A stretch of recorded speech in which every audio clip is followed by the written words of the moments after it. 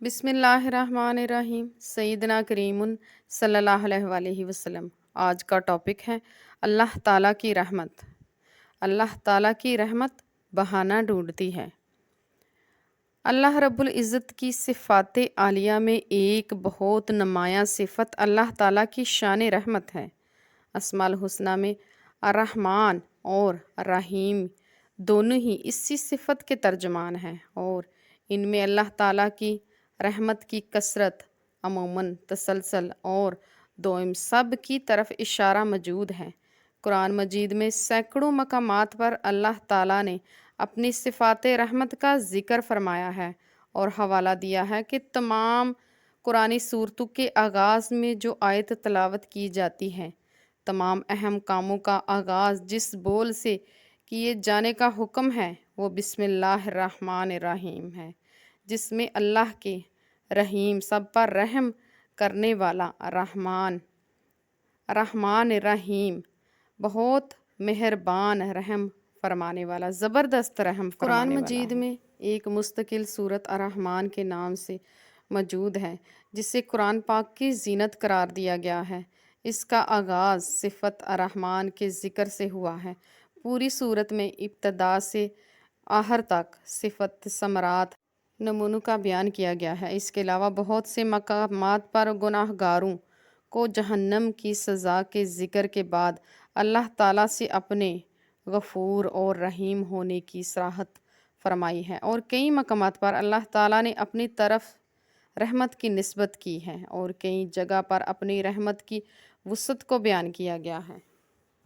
سورہ ال عمران میں فرمایا اللہ تعالیٰ نے، تمہارے رب نے اپنے اوپر رحمت کا معاملہ لازم کر لیا ہے۔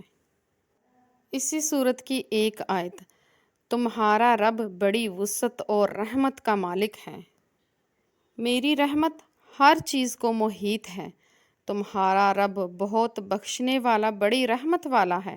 فرشتوں کا یہ قول بھی قرآن مجید میں نقل ہے، اے ہمارے رب، آپ کی رحمت، علم اور ہر چیز پر باری۔ جناب رسالت مآب صلی اللہ علیہ وآلہ وسلم کی حدیث، اللہ تعالیٰ کی شان رحمت کا تذکرہ۔ اللہ تعالیٰ نے لوح محفوظ پر لکھ دیا ہے، میری رحمت میرے غضب پر غالب رہتی ہے۔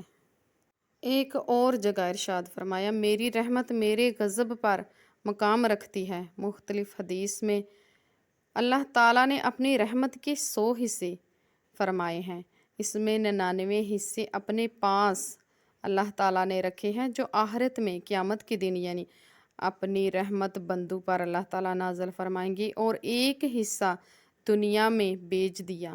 انسان، جن، حیوان، سب جاندار ایک دوسرے سے جو محبت کرتے ہیں، وہ اسی ایک حصے کی رحمت کا اثر ہے۔ اللہ تعالیٰ کی اسی شان رحمت کا مظاہرہ ہے کہ اس نے اپنے احکام سے بغاوت کرنے والے گناہ گاروں میں مبتلا افراد کو توبہ، استغفار اور اپنی طرف رجوع کا حکم دیتے ہوئے ان کو نا امیدی سے نکالا ہے، اور اپنی رحمت کی ڈور انہیں تھما دی ہے۔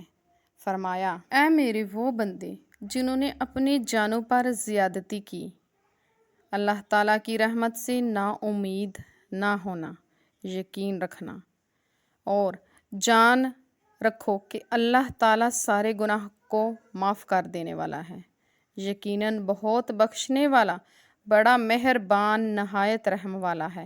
بس تم اپنے رب کی طرف لو لگاؤ۔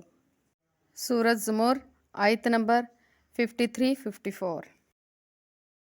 تم اللہ تعالیٰ کی رحمت سے نا امید مت ہونا۔ سورۃ یوسف، آیت نمبر 87۔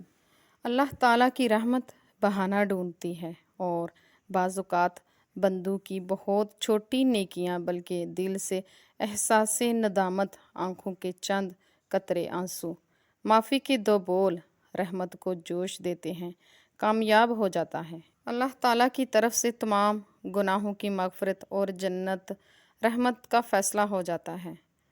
ایک جگہ ذکر آیا ہے کہ ایک بدکار عورت صرف پیاسے کتے کو پانی پلانے کے عمل سے اس کی مغفرت ہو گئی۔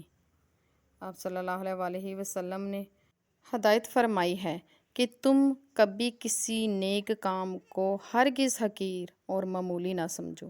کسی نیکی کو معمولی سمجھنا اور اسے چھوڑ دینا بے حد خطرہ اور نقصان دہ ہے۔ بہت ممکن ہے کہ اسی نیکی کی وجہ سے اللہ تعالیٰ کی رحمت آپ کی طرف متوجہ ہو جائے۔ نیکیوں کو معمولی قرار دے کر اسے چھوڑ دینے کا خیال شیطان انسان کے دل میں ڈالتا ہے۔ ایک بزرگ جو بڑے محدث بھی تھے اور بزرگ بھی، جنہوں نے ساری عمر حدیث کی خدمت میں گزار دی، جب ان کا انتقال ہوا تو کسی نے خواب میں دیکھا، ان کی زیارت کی اور ان سے پوچھا، حضرت اللہ تعالیٰ نے آپ کے ساتھ کیسا معاملہ فرمایا؟ جواب میں انہوں نے فرمایا، بڑا عجیب معاملہ ہوا، وہ یہ ہے کہ ہم نے تو ساری عمر علم کی خدمت میں، حدیث کی خدمت میں گزار دی، درس و تدریس، وعظ و نصیحت میں گزار دی، تو ہمارا خیال تھا کہ اللہ تعالیٰ ہمیں اجر و ثواب دیں گے، لیکن اللہ تعالیٰ کے سامنے پیشی ہوئی تو اللہ تعالیٰ نے کچھ اور ہی معاملہ فرمایا۔ اللہ تعالیٰ نے مجھ سے فرمایا کہ ہمیں تمہارے ایک عمل بہت پسند آیا ہے، وہ یہ ہے کہ ایک دن تم حدیث شریف لکھ رہے تھے، جب تم نے قلم دوات میں ڈبو کر نکالی تو اس وقت ایک مکھی پیاسی آ کر اس قلم کی نوک پر بیٹھ گئی، سیاہی چوسنے لگی۔ تمہیں اس مکھی پر ترس آ گیا، تم نے سوچا کہ یہ مکھی اللہ تعالیٰ کی مخلوق ہے اور پیاسی ہے، یہ سیاہی پی لے تو میں پھر قلم سے کام کروں گا۔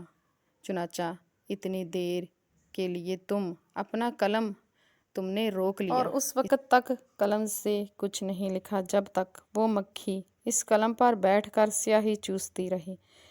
یہ عمل تم نے خالصاً میری رضا کی خاطر کیا، اس لیے اس عمل کی بدولت ہم نے تمہیں جنت عطا فرما دی ہے، تمہاری مغفرت کر دی ہے۔